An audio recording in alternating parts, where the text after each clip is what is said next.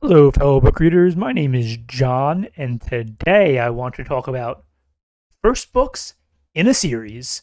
So today I'm just going to rank some first books in a series. They're all fantasy series, or at least for the most part, all fantasy. Some of them might be like light sci-fi, but for the most part, they're all fantasy. And for my rankings, I'm going to use a tier list, and the tiers are going to be organized by how I do my star rankings, basically. So at the top, we got perfect, which would be, that's where I put my 5-star books. If it's a perfect book, it's 5 stars for me. That's just how I do things. Great. What this means is I had a great time reading it. There might be like one or two things that kept it from being perfect, or maybe it just doesn't peak as high as a perfect book would. But I still think it's a great book. It's a book I would reread in a heartbeat.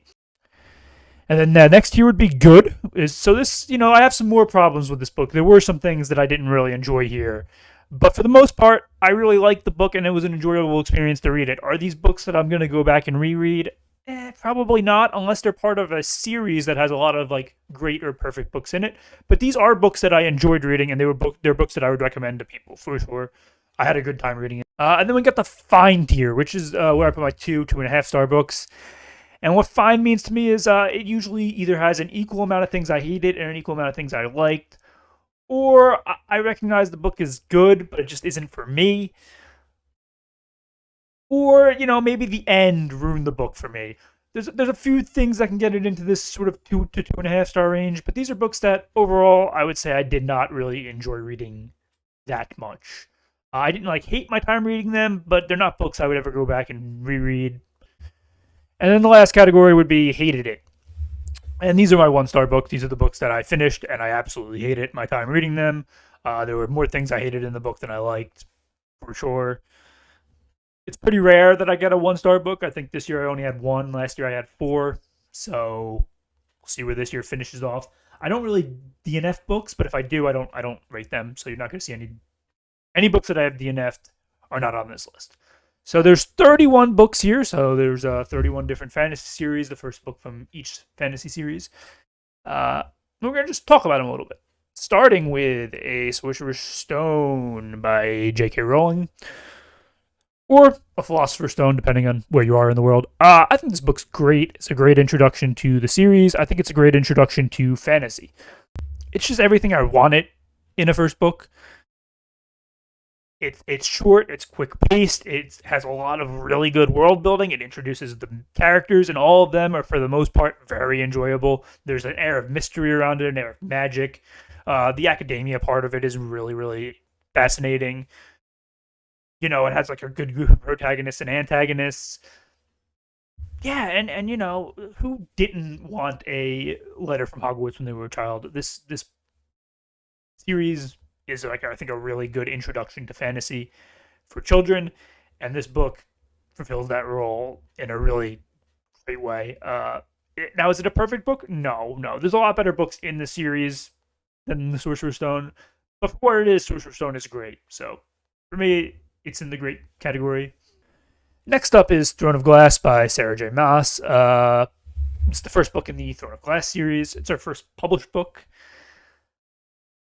This is controversial, but I really, really like the first book of Throne of Glass. A lot of people call it the weakest book in the series. I disagree with that. I think it's a great book. It sort of acts as a standalone. I mean, not really, because the story Crown of Midnight continues right after from where Throne of Glass left off. But Throne of Glass has like what Throne of Glass does really well is it introduces like 3 different plot points. So you got the tournament, you got a murder mystery, and you got like a love triangle, and all 3 of them wrap up at the end of the book. So it's sort of like its own self-contained story that leads into like the rest of the series. And it's like the pacing is really good. I personally really love the characters. I think that's Sarah's strength as an author is her character work. One of her strengths. She has others that I think are just a little bit higher, like trauma and healing. But her character work in this, I think, is fantastic. I know some people don't like Selena. I love Selena. Selena's awesome. And I pretty much like every character that's introduced in this story. So for me, this one ranks high up from there. For me, it's a 4-star book. It's a great book for me. I'd put it ahead of Sorcerer's Stone. It's also, kind of young adult leaning. It's not as childlike as, say, a Sorcerer's Stone, but I would not really call it an adult fantasy either. It definitely ages, like the series ages as it goes on, but Throne of Glass is very young adult like. Okay, next up would be Mistborn: The Final Empire. Yeah, this is just another great book. Now, here's why I don't think this book's perfect. I think the first 160 pages of this book are a rough time to get through. Just like a real rough time to get through. They're not bad by any stretch, but they're very slowly paced. Not a lot happens. Some of the characters are just like, oh, I have to read about this person. But once that plot really starts, once they like start planning the heist, and it's around like page 160, man, this book is perfect. The rest of this book is 5 stars the whole way. But like I said, that first 160 pages, it's probably like a 3-star book for me. So I'm gonna put it in the category. And like I said, I really struggled with the first 160 pages of this book. So even though I do give it 4 stars, to me, I would put it behind these other two books. I also think Vin is just not like my favorite character of all time. Uh, so yeah, her as the main character, I don't love, but I do love a lot of the other characters in this book. Like Kels is awesome, or Kelsier, I should say. Um, Ellen is my favorite character in the series, and he's probably in my top 10, 15 favorite fantasy characters ever. Yeah, so there's just a lot of other characters that are just really, really good. This is a great book for me, but it's not as good as the other. It's not as great as the other two. I'd put it behind them, but still in the great tier. And really, a lot of people recommend starting fantasy with Mistborn Final Empire. I don't know if I'd say that, because like I said, the first 160 pages of this are very slow. But if you're already into fantasy, I think this is like a must read. Okay, next up would be Percy Jackson and the Lightning Thief, which is the first book in the Percy Jackson and the Olympians series. This one's good. It's a good book. I don't think it ever hits great. The plot beats of this book are a little, I don't know, sloppy, but it's very fun. The pacing is very quick. It's like quick beats throughout. I don't think Percy is all that interesting in this book. Not interesting. I don't think he's like a great character in this book. I think he grows into a great character as the series goes on. But I do think this book is good because there's some really good stuff in here. The mythology stuff in here is really good. There's some really great humor in this book. There's a couple of scenes that like really stand out for me. The end where Percy talks to Poseidon, I think that's like an amazing scene. When Poseidon claims him in the camp, I think that's like an awesome scene. There's just some really good stuff. I think Ares is like a really good antagonist in this book.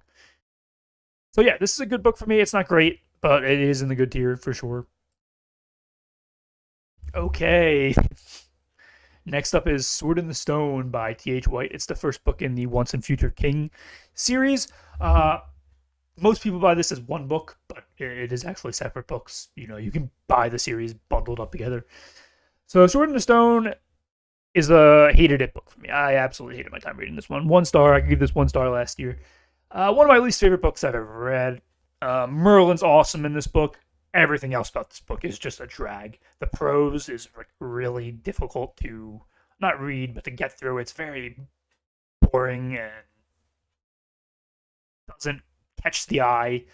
I think the character work isn't like amazing other than Merlin. Like I think the character of Arthur, who has a different name in this book, I forget what it is. He's just, man, he's so wimpy and whiny and weak. And then like his brother and some of the other characters are just like, oh, they're just not memorable, and sometimes they're very annoying and mean. And I did not like this book. I just did not. I had a very bad time reading it. Okay, next up is Fellowship of the Ring. Oh, I have a long history with Fellowship of the Ring. So I read The Hobbit in 2005, and I love The Hobbit. It's my favorite Tolkien book. 5 stars easy. So, I took a few years off, and I got around to Fellowship in, I think, 2010. And I tried reading that book 3 different times, and I kept DNFing it. The last time I tried was in, like, 2011 or 12, I think. And I got far, too. I got, like, up to the point where Frodo leaves Galadriel, where the Fellowship leaves Galadriel. And I was having a really good time, but I was just like, I gotta take a break for a little bit. There's just Tolkien's throwing out so much at me. I just gotta take a break. I need to put this book down and come back to it. And I put it down. I didn't come back to it for a few years. And I think I finished it for the first time in 2016. I was like, okay, this book's great. And then I read it again last year, and it was like, I see where my problem is. I think up until Galadriel meets Aragorn, Frodo, Sam, Merry, and Pippin, I think this book's very hard to read. Like, it's just boring. It's very, very boring, the beginning of this book. And it's a long, too. The beginning of this book is very long, very slow. Tolkien is just going off in different directions and not focusing on the plot. Like, yo, let's describe this tree. Let's do a song. Let's talk to Tom Bombadil. Oh my, and oh my God, it's not fun to read. Everything from when they meet Galadriel to the end of the book is, I think, like peak Lord of the Rings. But because of that first bit, I can't even put this in the great category. I think the first bit's really difficult to read. And I love Lord of the Rings, the story. Fellowship's not a book I like to go back to. It's my least favorite Tolkien book I think I've read. Yeah, it definitely is. Even though, like I said, it's perfect from like when they meet Galadriel to the end. Might be like peak Tolkien. That first bit's really rough for me, and I realize I'm in the minority thinking this, but because the last like 60% of the book is perfect. I'm not putting it in the fine category because I think it's like a good read and you should read it. But the beginning is, I hated the beginning, so it's only going in the good category, and I'm going to put it. I'll put it in front of Percy Jackson, but it's close. It's very close. Okay, and next up, you thought we were getting controversial with Fellowship of the Ring. Next up is Eye of the World by Robert Jordan. It's the first book in the Wheel of Time series. I love the Wheel. I read the entire Wheel of Time series this year in 2025. I love it. It's one of my favorite series of all time. It has some of my favorite books of all time. Eye of the World is not one of them. Eye of the World is just a fine book. There's a lot I hated about Eye of the World. There's the characters in Eye of the World I don't really love. I loved Moiraine. I really loved Egwene. I thought Lan was a really good character. But the rest of them, ugh, God no. Like, Rand is so whiny in this book. It's nerve wracking. I was like, oh God, I'm gonna hate Rand. Luckily, Rand really picks it up starting in The Dragon Reborn, and he becomes, I think, one of my favorite literary characters ever. But this first book, he was rough. And Matt, I hated. Matt was the worst. He's just an awful character in this book. He reminds me of the movie version of Pippin from Lord of the Rings, where he just tells everybody every secret, and he makes the worst possible decision every time. He's so bad in this book, and they are the majority of the book. They dominate the point of view chapters. And this book just doesn't really have a plot. Like, they're just sort of going from village to village, and you don't really know where they're going or like what they're trying to do. And then about 75% of the way through the book, they're like, "Oh yeah, let's go to the Eye of the World." It's like, where the hell did this even come from? And the Eye of the World isn't even really described very well. This book has a lot of issues. What it does well, it does really well. Like the world building. The world building is amazing in this book. I do think it's overly long. I don't think I think they could have cut like 200 pages off this book, and it would have been much better paced. For me, this book's just fine. And I say this to say you really should power through Eye of the World, because the rest, there isn't another book in real time that is, I think, well, maybe Crossroads of Twilight, but I enjoy Crossroads of Twilight more.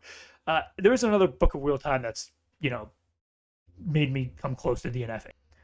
Eye of the World, I really struggle to recommend Eye of the World to people, because I really didn't enjoy that book that much. I didn't hate it, because there were some things I really thought were great about it, like the world building. I thought the world building was fantastic. And there were a couple scenes in there that were really good. But overall, I just hated a lot of the book, so I think it's just fine. Okay, next up is Way of Kings. Yeah, this book is perfect. I love Way of Kings. Now, Way of Kings, like Fellowship of the Ring, and like Mistborn and the Final Empire, is a little slow in the beginning, but this was my kind of slow. I enjoyed the beginning still. I never dragged for me. I never was dreading to read it. I enjoyed almost all of it. I really loved our three main characters. I thought Shallan's one of my favorite characters I've ever read. Kaladin's awesome, great character. And Dalinar, I think, is, a very good character in his own right. And the story of Kaladin in this book is really heart wrenching, and you're rooting for him. And the end, the climax is so good, and the magic system you learn about in this book is great. It expands more in the next couple books, but in this book you just get like a taste of it, and it's very good. And the mysteries it leaves you is great. I think this is a great piece of writing, and like in terms of modern day epic fantasy, this series delivers. But this book particularly is a great way to start out the series. So yeah, this is a perfect book for me. Okay, next up is A Darker Shade of Magic by V.E. Schwab. This book's interesting because I read this shortly after I read Throne of Glass last summer, and I was recommended this by somebody, I forget who. And I was like, okay, this. They told me that the main character was a lot like Selena, so I was like, okay, perfect. I can't wait to read this. I love Selena, and she's just not. She's not. I think Delilah Bard is just awful as a character. Sometimes she has like a few moments where you can see her shine. You're like, yes, yes, come on, and then she doesn't. She just does not have a heart, and that's I think that's what makes Selena is she has this heart, and Delilah Bard just doesn't really have much of a heart at all, and she's just mean and it's really hard to root for Delilah Bard. And she's presented as a protagonist, not like a gray character, so it's like a little confusing. But I really love the concept of the four magical Londons, like and how they have different like shades of magic. And I really love some of the other characters. I think Kels is awesome, and I think his brother is probably my favorite character in the series, but he's not in this book that much. I think Holland is a great, great character.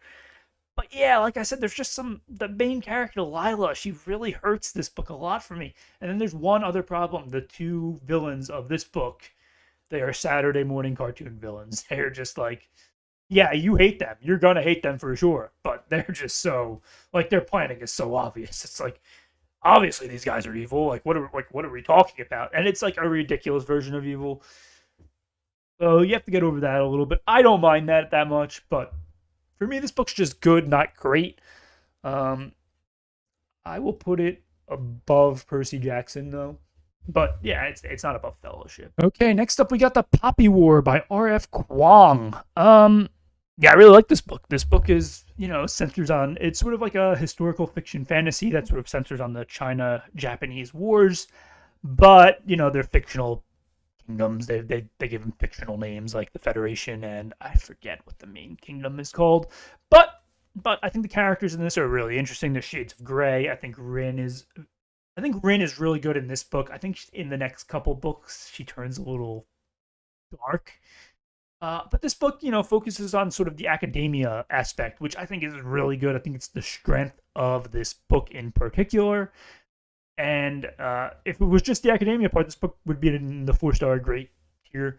But then we get the war part after that. I don't think that's as good. I think that brings the book down a little bit. I think some of the stuff in there is a little obvious.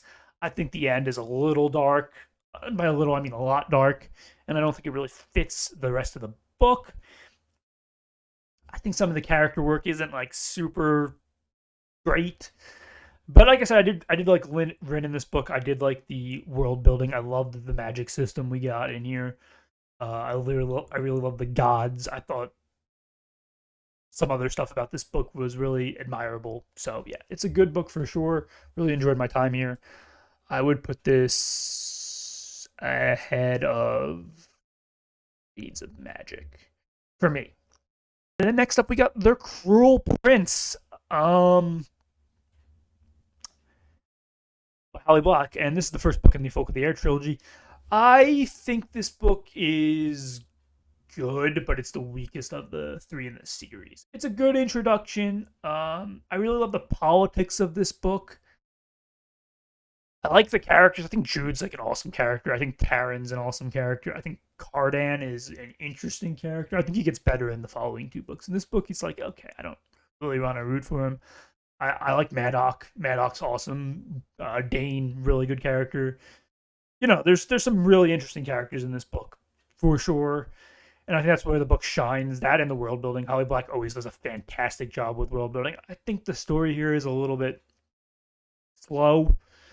I don't think it peaks all that high. I think the scene where everybody's getting slaughtered in the throne room is just like shocking. And I think it's a really good scene, a really great scene. I think the follow up to that is a little eh. I really like the ending twist though, where Cardan gets crowned. I think that's a really good twist. So yeah, overall, I think this is just a really good book that just doesn't like quite peak as high as some of the great books. Yeah, and I think Cardan leaves a little bit to be desired in this book, which I think is what it was going for. Also, if you're expecting this to be like a romantasy, don't, because it's not really. At least this book isn't at all.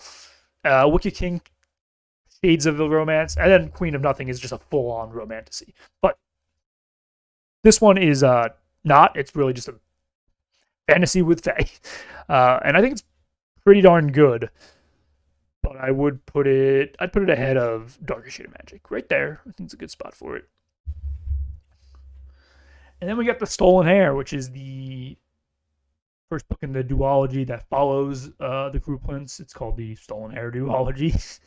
Yeah, this one's just fine for me. I'm gonna put it behind Eye of the World. Here's the problem with this book. It basically just doesn't have a plot. There's like no plot. Again, Holly Black does an amazing job with the world building. I think the point of view character is really good. Her name is Surin. And we meet her in The Cruel Prince when she's like a baby. And she's just sort of this mean, mysterious thing. But she has a heart. You can tell she has a heart, even though she tries not to acknowledge it. And the trauma she goes through is heart-wrenching. And, she's a really good character. The problem is, if you compare her to Jude, she's like nowhere near as great. So there's problem number one, and then problem number two: the male lead Oak, who you also meet in The Cruel Prince. He's a blank slate. He's a blank piece of paper. He's not very fun at all. Not very interesting. He's a wet blanket. And he's in this book a lot. He's not the point of view character, but he's in this book a lot, and he doesn't do much for me. And I don't think this book. Again, there's just no plot. So even though the antagonist is easy to hate, there's just no plot. And that's kind of a bit of a problem. So yeah, it's going in the fine category for me. It's just a fine book. Okay, next up is Encyclopedia of Fairies by Heather Fawcett. I love this book. It's an easy, perfect book for me. Perfect tier. I'd put it above Way of Kings, actually, which may shock some people, but I don't care. It's my list. I just love the world building in this series, especially in this book, this Norwegian sort of ice island village that's just like always cold, always in the winter. I think the lore of the Fae in this book is littered throughout it, and it's just perfect. And when you finally meet the Fae, it's like, oh yes, these people are super creepy. I love how she went for the creepy Fae. It's perfect. I think like how it's written like an encyclopedia is awesome because, well, it's written like a journal, but you get like the footnotes like you would get in an encyclopedia, which is awesome.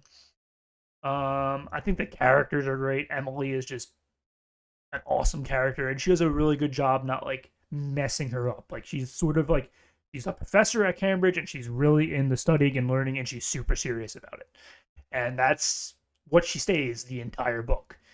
And then you got Wendell, who's like super charismatic. He's like a professor of dryadology too, but he's not about the work or about the studying. He's about the socializing and the sort of taking things life by the horns and being like enjoying life.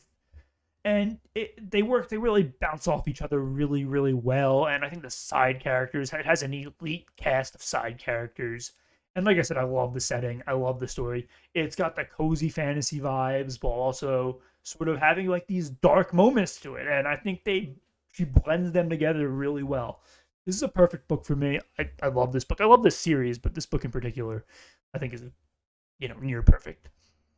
Well, not near perfect. It is perfect, but I think it's near the top of the perfect list for sure. Okay, then next up would be One Dark Window by Rachel Gillig. And it's the first book in the Shepherd King duology. I think this is another perfect book. This is another book I think does a great job with the setting. It's sort of like this austere, gray, gothic setting, and you can just visually see it in your mind. And this author knows how to write a setting really, really well. She writes a magic system. This card magic system, it reminds me of like a Brandon Sanderson style magic system.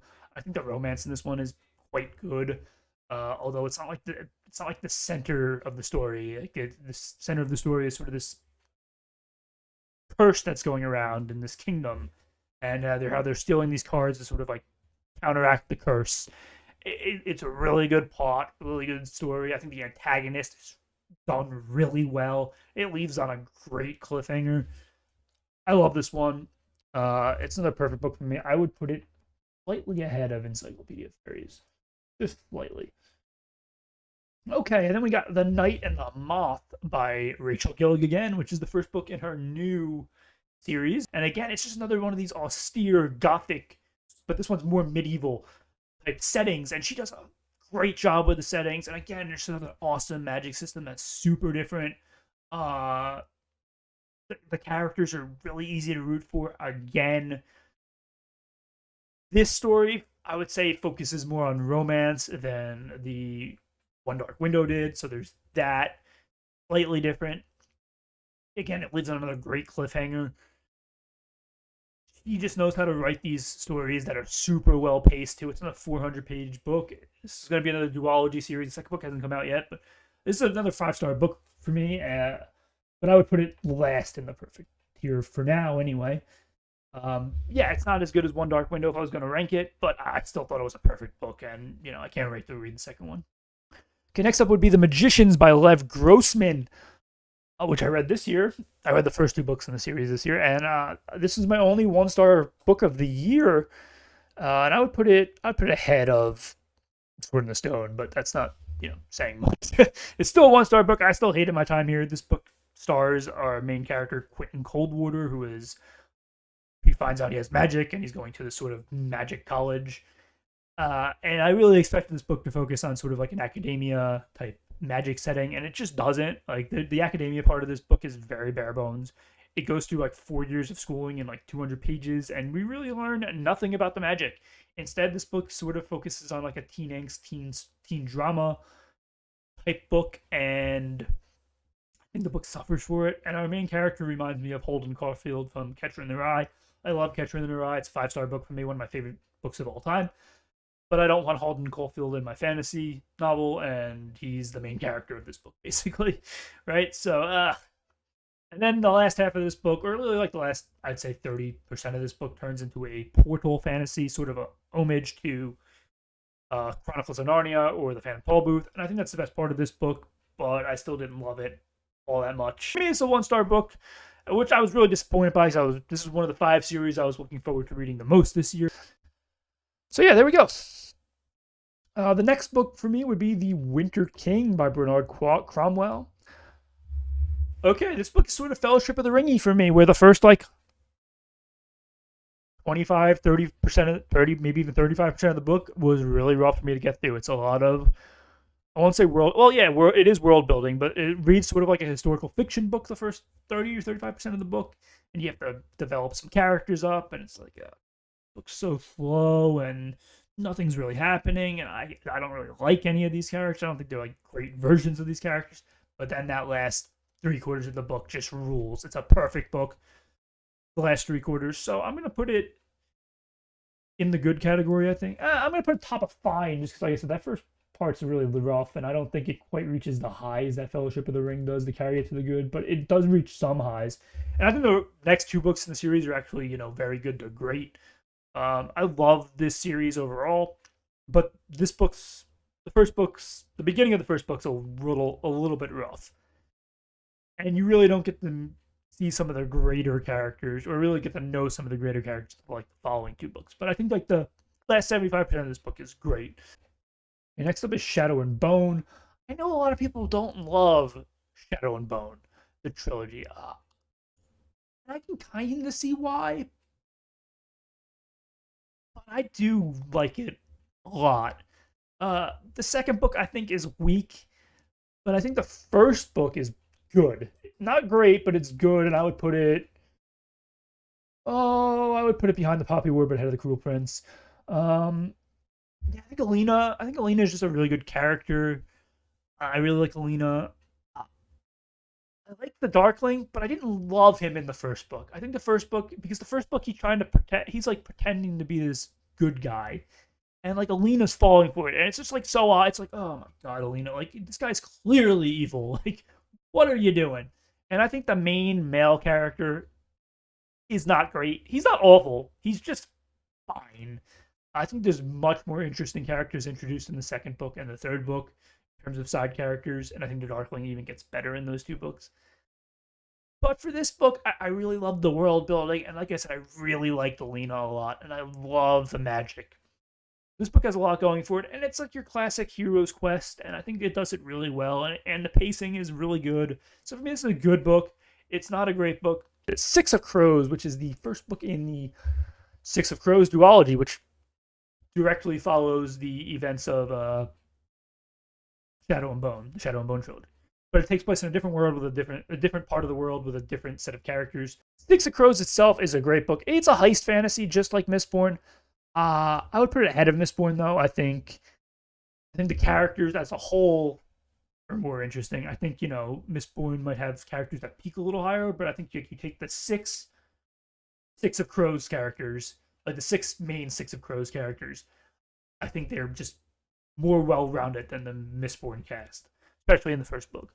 And I kind of like the story it tells. The complete story from front to back, I think, is really good. I never was bored with it a single time. There's some really high moments, especially when they're breaking in and out of the prison. I really like the introduction for some of these characters. I think the end has like a great twist, although you can kind of see it coming. It may not peak as high as the perfect tier, but I think for the most part, this book doesn't really have any flaws, and I would put it in the great tier. I would not put it, I would put it ahead of Sorcerer's Stone. I think. Yeah, I definitely would. I think it's a better book. Okay, next up is King of Scars, which is the first book in the King of Scars duology, which directly follows the events of Six of Crows. So yeah, she has 3 different series in this world, in the Grishaverse, as they call it.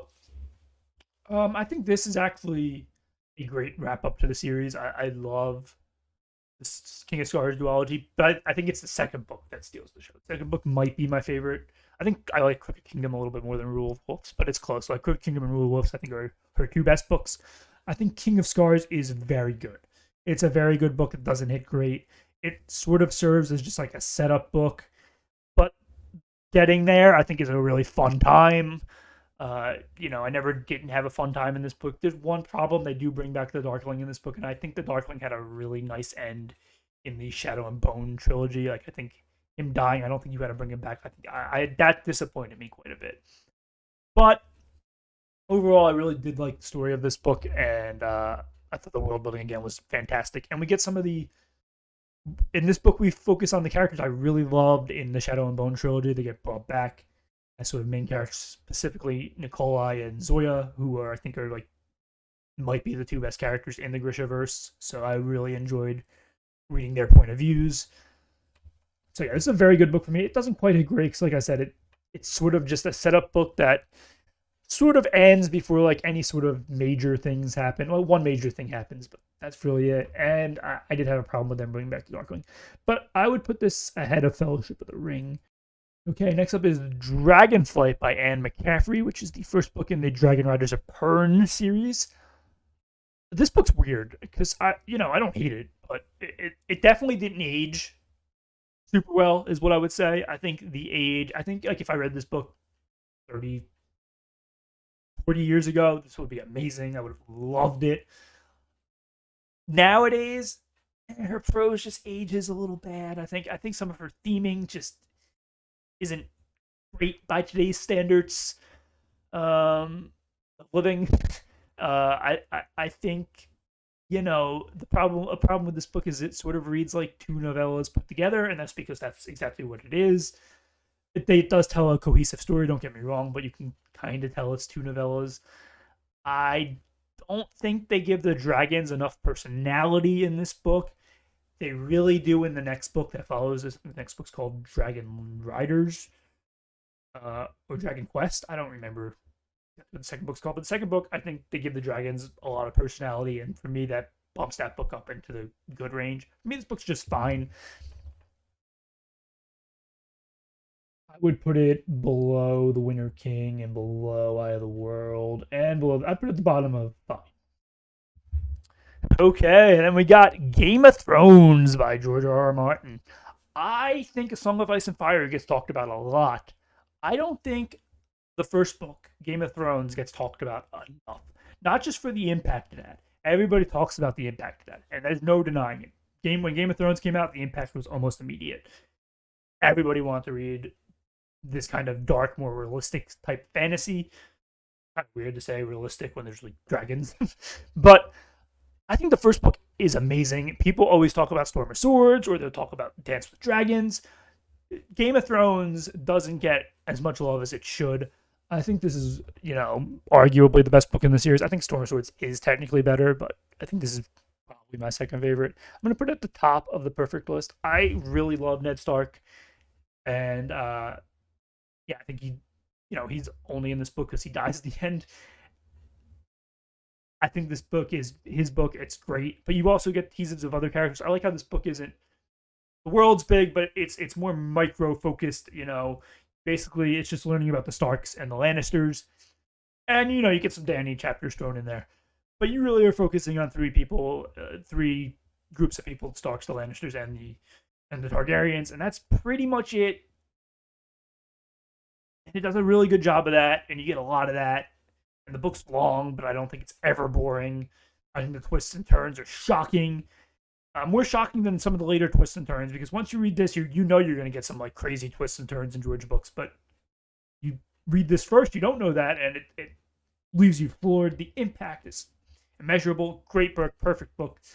I can't recommend A Song of Ice and Fire enough, but I think Game of Thrones deserves more love than it gets. So there's a hot take. Okay, next up is 100,000 Kingdoms by N.K. Jemisin. This is another perfect book. Again, she just has some beautiful prose.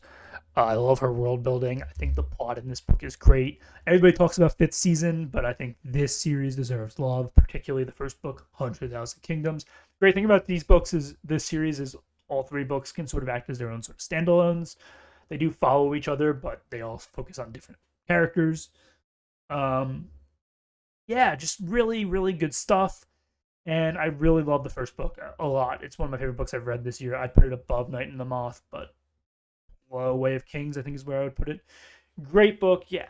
The plot twist at the end is really good. I think the God stuff is amazing. I think the setting is awesome. I think her prose, I'm not even like a prose guy, and I think her prose is like beautiful.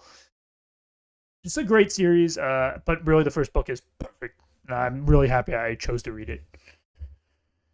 And next up would be Look of King, which is the first book in the Pillars of Peace trilogy by Tom Dumbrell. This one's just fine for me. I would put it below. I'd put it below Stolen Heir. Yeah, right there. Just a fine book. It has some first book syndrome going for it, where it suffers a little bit. I think Cyrus isn't like a super interesting character, and I think some of the dialogue feels a little forced. I think the twist at the end is really good. I like the concept of this like lost brother who didn't know he was a brother, and he looks like the king, so he's going to impersonate the king while the king is presumed dead. I think that's a really, really good concept. I love the war. I love the world building. I like the kingdoms that's there. I like the setting. I just think, it has some problems with character depth and dialogue, and maybe some of the plot feels a little predictable, and the pacing, so it's just in the fine category for me. Okay, then next up is Along the Razor's Edge by Rob J. Hayes, which is an independently published fantasy trilogy, but this is the first book in the trilogy, and this book focuses on our main character, who is a sorcerer who gets imprisoned by the empire that they're at war with. Her and her, I would say, kind of adopted brother / lover get imprisoned. And what happens here is they're trying to break out of the prison. And that kind of wears on you a bit because the setting is so gray and dark and uninteresting. Not uninteresting, it is interesting, but it's just like, okay, it's only interesting for so long. And we're in there the entire story. It is grating. It is a bit of a drag to read this book. The characters are very gray, very morally gray. I don't mind morally gray characters. I actually quite enjoy morally gray characters. I mean, I like A Song of Ice and Fire, and that has a lot of morally gray characters. I think this book suffers for it a little bit though, because there's just no characters that aren't morally gray. They're all morally gray, and you combine that with a prison ass setting, and it's like, this is taking forever. I didn't hate my time in here, and I would never want to put the book down because I always wanted to get to the end to see how or if they could escape the prison.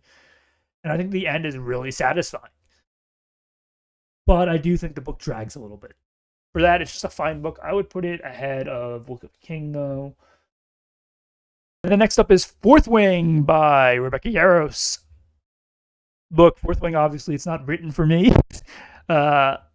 But I don't care. I loved it. I think Fourth Wing is great. It's a great book.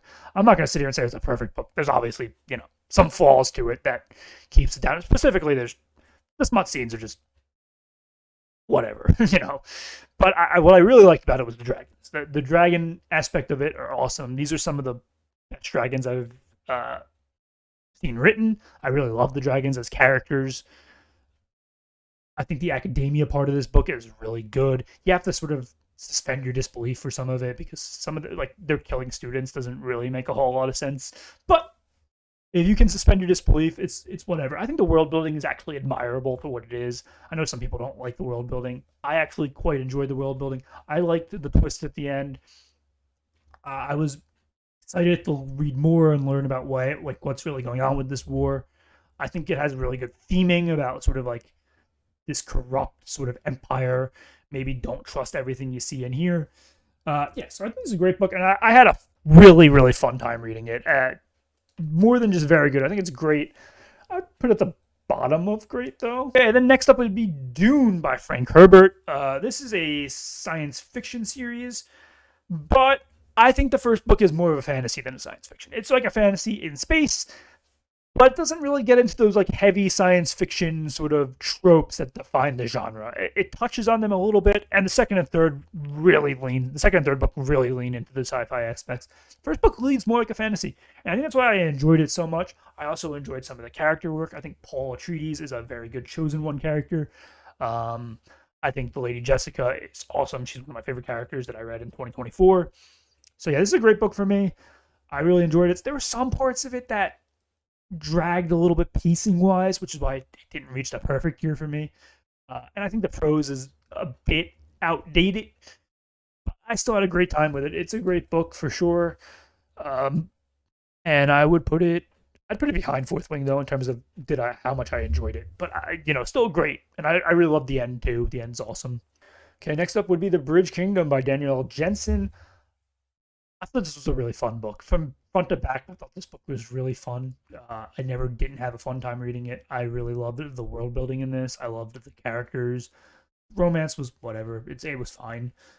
It was a little predictable, but who cares? It was super fun. It just means the foreshadowing was done really well.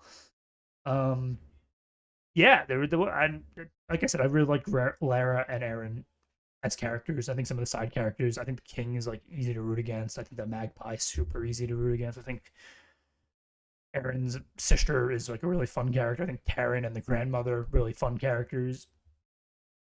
I love the beats of the story, the pacing. Yeah, this is just a really good book. So for me, I would put it ahead of the Poppy War. Yeah, right there. It's in the very good range, for sure. Okay. I caved when I read ACOTAR recently, and yeah. It's fine. It might even be good, but I expected more. I just did. I don't know why. Maybe because I really love Thunder Glass so much. I think Farah. I don't know how you say her name. I think it's Farah. I think Farah is just an okay character. I don't think she's super great. I think the story here is sort of uneven and unbalanced. The pacing is thankfully not terrible. It goes quickly, and there's no real points where you want to put the book down.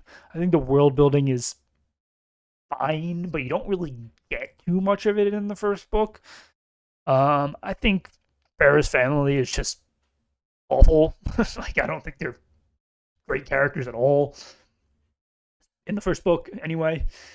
And yeah, and some of the other side characters are just fine at best. I think Tamlin and Lucian are very good characters. I think the maid actually is a very good character too. But and when you get inside the kingdom, like the riddle is just like so obvious. And I think the antagonist is, for Sarah J. Maas standards, is not very good. I think like almost every antagonist in Throne of Glass is better than Lady Amarantha, or I think that's how you say her name. I forget how you say her name. Yeah, but I'll put it in the fine category for sure. I think the series does get better as it goes on, but for the first book, I think it's just fine. I would put it here. Yeah, there. That sounds good. And next up would be The Assassin's Apprentice by Robin Hobb, which is the first book in the Realm of the Elderlings series and the first book in the Farseer trilogy, because the Realm of the Elderlings is built into a bunch of different series. I think this one is the bottom of good. We're going to put this at the bottom of good. I don't love this book. I'm not. I shouldn't say. I think this book is good. I think the end of this book really delivers. She really lights a fantastic climax. I think some of the side characters are really awesome. Patience is a great character. I really liked Verity. I think Verity's awesome. I think Shrewd is a really good character. I think Molly is a good character. Burrick is okay, or Burrich is okay. I don't think Fitz is a very good character.